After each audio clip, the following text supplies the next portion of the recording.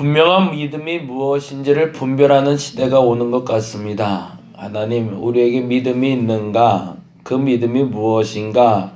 분명해지게 하여 주옵시고 분별력을 갖게 하여 주시옵소서.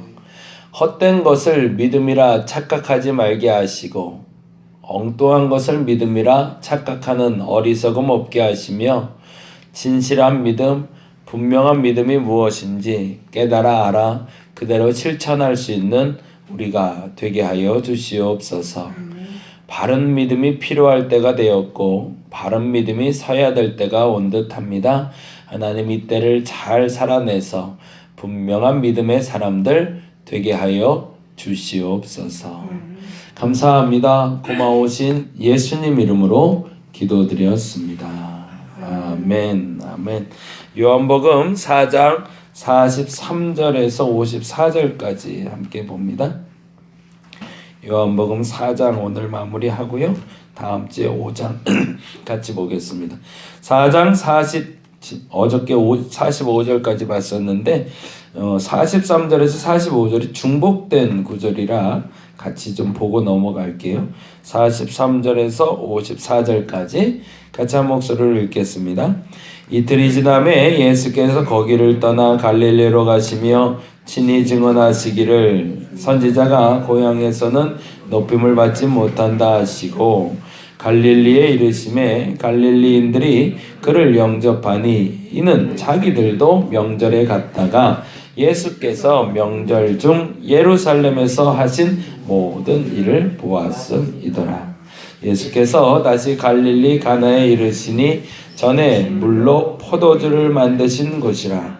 왕의 신하가 있어 그의 아들이 가버나움에서 병들었더니 그가 예수께서 유대로부터 갈릴리로 오셨다는 것을 듣고 가서 청하되 내려오셔서 내 아들의 병을 고쳐주소서 하니 그가 거의 죽게 되었음이라. 예수께서 이르시되 너희는 표적과 기사를 보지 못하면 도무지 믿지 아니하리라. 신하가 이르되 주여 내 아이가 죽기 전에 내려오소서. 예수께서 이르시되 가라 내 아들이 살아있다 하시니 그 사람이 예수께서 하신 말씀을 믿고 가더니 내려가는 길에서 그 종들이 오다가 만나서 아이가 살아있다 하거늘 그 낫기 시작한 때를 물은즉 어제 7시에 열기가 떨어졌나이다 하는지라. 그의 아버지가 예수께서 내 아들이 살아있다 말씀하신 그때인 줄 알고 자기가 그 온 집안이 다 믿으니라. 이것은 예수께서 유대에서 갈릴리로 오신 후에 행하신 두 번째 표적이니라. 아멘. 정확한 정리를 해가고 있는 게 요한복음인데요. 그래서 54절에 두 번째 표적이다 라고 얘기하는 게 왜 두 번째인지는 우리가 성경을 지금 계속 봐서 알고 있죠. 가나의 혼인잔치 첫 번째 표적이 있었고 그리고 이제 두 번째 표적이 나타났어요. 근데 그 표적에 집중하지 말라라고 얘기하고 싶어서 표적 얘기를 하는 거죠. 표적에 집중하지 말라가 목적이지 표적을 기억하라가 아닙니다. 사람들은 이 표적을 보고 예수를 믿고 이 표적을 보고 신앙이 생겼다고 착각하는데 그게 아니다라고 말하고 싶은 게 사실 요한복음의 목적이에요. 그러면 우리가 예수를 믿는 이유와 그리고 믿는 동기와 과정은 무엇이 바른 믿음인가? 라는 걸 설명하기 위해서 요한복음이 기록됐다고 봐야 되는 거죠. 그동안 수많은 신앙인들을 양성해내는 데 있어서 하나님의 말씀을 듣고 그 말씀을 깨달아 알게 돼서 믿은 사람들도 있었지만 그 말씀을 깨달아 믿는 사람들 뿐만 아니라 표적을 보고 이적을 보고 그런 기적을 경험하고 믿는 사람들도 왕왕 있었기 때문에 그런데 그 와중에 참된 믿음이 무엇인가 라는 묻는 시점이 왔는데 그 시점에 믿음이 흔들리는 사람과 믿음이 견고한 사람의 차이를 지금 드러내고 있는 거죠.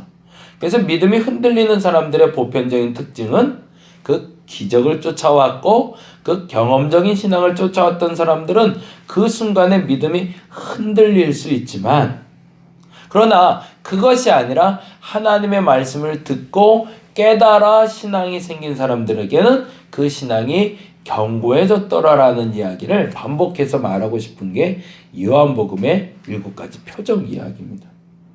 이게 뭐가 다를까요? 경험을 통해서, 기적을 통해서 나타난 사람들은 그 기적의 결과가 사실은 내가 원하는 결과가 나와야 되는 것이기 때문이죠. 만일에 지금 백부장의 신하의 사건이나 오늘 나온 왕의 신하의 아들의 사건에서 왕의 신하의 아들이 낫지 않았다면, 경험을 쫓는 이들, 기적을 쫓는 이들은 신앙이 안 생겼겠죠. 그게 목적지니까. 기적이라는 것은 그걸 쫓는 거니까. 병이 낫지 않으면 예수가 아닌 거죠. 병이 나아야 반드시 예수인 거죠. 기적이 나타나야 예수지, 기적이 안 나타나면 예수가 아닌 거죠. 근데 반면에 기적이 나타나지 않는다 할지라도 그 말씀 때문에 믿은 사람들, 말씀이 깨달아져서 믿은 사람들은 그 결과와 상관없이 예수를 쫓을 수 있는 거죠. 그 얘기를 상반되게 비교하기 위해서 43절 45절에 갈릴리 사람들이라고 딱 규정해서 말해놓고, 그 갈릴리 사람들을 빗대서 위에는 뭐가 나오고 있어서 4장 1절에서 42절까지는 사마리아 여인 얘기가 나왔고, 그리고 46절에서 54절까지는 가버나움의 왕의 신하 얘기를 넣어놓은 거죠. 그러고서 갈릴리 사람들은 그 표적을 구하다 보니 나를 믿지 못한다 라고 말했지만, 기적을 경험하지 않고 삶의 변화를 경험했던 사마리아 여인은 예수를 믿더라. 그리고 가버나움에서 온 왕의 신하는 병의 고쳐짐 때문에 예수를 믿은 게 아니라 이렇게 표현되고 있어요. 같이 볼까요? 50절과 53절 보겠습니다. 50절 같이 읽겠습니다. 예수께서 이르실 때 뭐라고 되어 있죠? 가라, 내 아들을 살아있다 하시니, 여기를 표적이라고 보는 거죠. 그렇죠? 그런데 이 사람이 믿고 간 게 뭔지 보겠습니다. 그 사람이 예수께서 하신 뭐를요? 말씀을 믿고 가더니 동그라미를 해놓죠. 물론 그 말씀이 내 아들이 살아있다라는 말씀이긴 해요. 그런데 말씀을 믿고 가더니에 동그라미를 좀 해놓고요. 53절에 같이 볼까요? 그의 아버지가 예수께서 내 아들이 살아있다 말씀하신 그때인 줄 알고 해서 그때인 줄 알고에 동그라미를 좀 해놨죠. 그건 뭐죠? 그 말씀을 깨달아 알게 된 거죠. 그 다음에 결과가 다르죠. 결과가 뭐라고 했죠? 자기와 그 온 집안이 다 믿으라. 누구랑 똑같은 상황이 벌어지고 있죠? 사마리아 여인이 예수를 만나 말씀을 듣고 말씀을 깨닫고 나서 사마리아 동네에 들어가서 사마리아 온 동네가 예수를 믿더라 라는 말과 만나고 있는 거죠. 그럼 무슨 얘기를 하고 싶은 걸까요? 기적이 너의 삶을 변화시키는 것이 아니라 하나님의 말씀을 깨닫는 것이 너의 삶을 변화시킬 것이다 라는 얘기를 하고 싶은 거죠. 너무 기적에 매여있지 말라는 거죠. 이번에 코로나19라는 이 바이러스가 돌면서 다양한 경험들을 하게 되는 것 같아요. 무엇이 믿음이냐? 라고 물는 것 같기도 하고, 참 재미난 건 대구에서 신천지라는 아주 요상한 집단에 속한 여자분이 아주 좋은 일을 하셨어요. 그것 때문에 대구가 아주 난리가 나서 지금 고통받고 있긴 해요.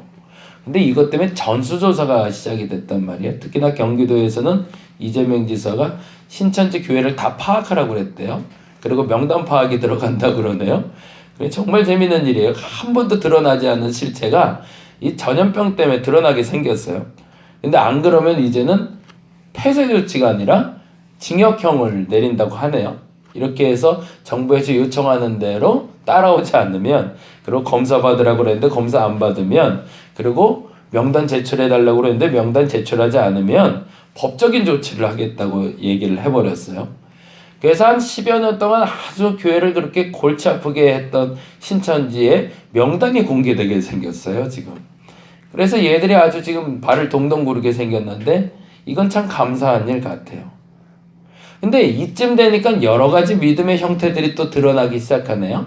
기성교회 내에서도 문제가 뭐였는지가 조금씩 드러나기 시작하고 있고, 뭐가 진짜 믿음인지 뭐가 진짜 믿음이 아닌지가 자꾸 드러나는데, 조금 좀 엉뚱한 믿음의 이야기들이 들려오는 건 괜찮아, 예수 믿는 사람들은 전염병 안 걸려 라는 엉뚱한 얘기들을 또 해요. 그러진 않았으면 좋겠어요. 그걸 믿음이라고 말해야 되나요? 한 가지 확실한 것은 그렇게 그분에게 직접 예수님이 와서 말씀하셨다면 그렇게 믿으셔도 될 것 같아요. 근데 성경 어디 봐도 그렇게 와서 직접 얘기하신 경우도 왕왕 있긴 있었어요. 그런데 그렇지 않다면 그들이 안전할 때는 언제였냐면 그들이 예방할 때였지, 믿음을 가지고 나아갈 때 그들을 고쳐주신 게 아니더라는 거죠. 고라 자손들이 모세에게 비방하고 대적하다가 당하는 장면이 나와요. 그리고 향롯불을 들고 쓰래요. 이 편에 서고 저 편에 서라고 얘기해요. 오른편을 스스로 선택하라고 얘기합니다. 그리고 땅이 갈라져서 삼키게 되거든요. 그리고 또 전염병이 돌아요. 어떤 일이 벌어지는 걸까요? 스스로 믿은 그 믿음에 대해서 보이는 결과에 책임지는 상태가 되는 거죠. 교회 내에서 전염병이 없지는 않을 겁니다. 근데 전염병을 피해가는 사람이 생길 거예요. 어떤 사람이 피해갈까요? 예방하는 사람들이 피해가겠죠.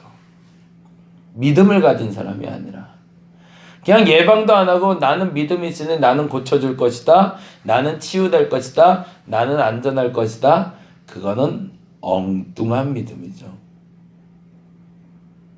기적적으로 그분에게 친히 하나님이 임하셔서 너의 교회는 지키리라, 그러면 믿고 가세요. 근데 아마도 지금 이 코로나19 지나갈 때까지 하나님은 그 얘기는 절대 안 하실 것 같은데, 제 생각에는 예방이 철저해야 됩니다. 손 잘 닦고요. 그리고 외부 접촉 좀 깨림직하면 더 반복해서 정결을 유지한다면 하나님 이 전염병에서 우리 이기게 하실 겁니다. 근데 이것이 기적적인 어떤, 또 죄송하지만 이제 뭐 큰 교회 목사님들이나 작은 교회 목사님들 그런 얘기 많이, 하나님의 심판이다 얘기하는데, 죄송하지만 하나님의 심판 이전에 우리가 잘못해서 온 죄의 대가입니다. 그게 하나님의 심판이라고 자꾸 말하지 말고 우리의 잘못이라는 것도 인정했으면 좋겠습니다. 갈릴리 사람들에게 믿음이 안 들어가는 이유는 그들의 잘못이지 하나님이 갈릴리 사람들을 심판하기 위해서가 아니었습니다. 왕의 신하의 아들이 고침을 받은 이유는 기적을 믿었기 때문이 아니라 하나님의 말씀을 믿었기 때문에 역사가 나타났다는 거죠. 바른 믿음을 가질 수 있는 우리가 되었으면 좋겠습니다. 혼돈의 시대를 살고 있다는 게 맞는 것 같고요. 이 혼돈의 시대에 하나님이 밝히 드러나게 하기 위한 과정들을 우리에게 허락하셨다고 저는 믿습니다. 이 믿음의 시간에 진짜 믿음이 무엇인지를 스스로 좀 판단해서 건강한 교회가, 건강한 신앙이 설 수 있는 올 한 해, 그리고 내가 좀 되게 해달라고 그렇게 기도할 수 있는 저와 여러분 되시기를 간절히 바랍니다. 기도하겠습니다. 진짜 믿음이 무엇인가 라고 말씀하실 때 그것은 기적을 쫓는 믿음이 아닙니다. 진짜 믿음은 하나님의 말씀을 충실히 잘 이해하고 깨달았을 때 그 깨달음으로 실천하는 것이 바른 믿음입니다. 예방도 하지 않고 하나님은 나를 지키실 거야 라고 착각하는 엉뚱한 믿음들은 없게 하여 주시옵소서. 이번 계기로 신천지의 실체가 완전하게 드러날 수 있으면 참 좋겠습니다. 숨어서 일하던 그들이 그들의 명단을 공식적으로 제출해야 될 때가 왔습니다. 그만큼 하나님이 이제는 정리할 때라 생각하신 듯하여 또한 감사합니다. 근데 이때일수록 기성교회들이 더 정신을 똑바로 차려야 됩니다. 똑같은 엉뚱한 믿음을 가지고 믿음이라 착각하지 말게 하여 주시고 하나님의 말씀을 충분히 바르게 이해하고 깨달은 대로 실천하는 분명한 믿음을 우리에게 허락하여 주시옵소서. 감사합니다. 고마우신 예수님 이름으로 기도드렸습니다. 다 같이 기도하고 돌아가도록 하겠습니다.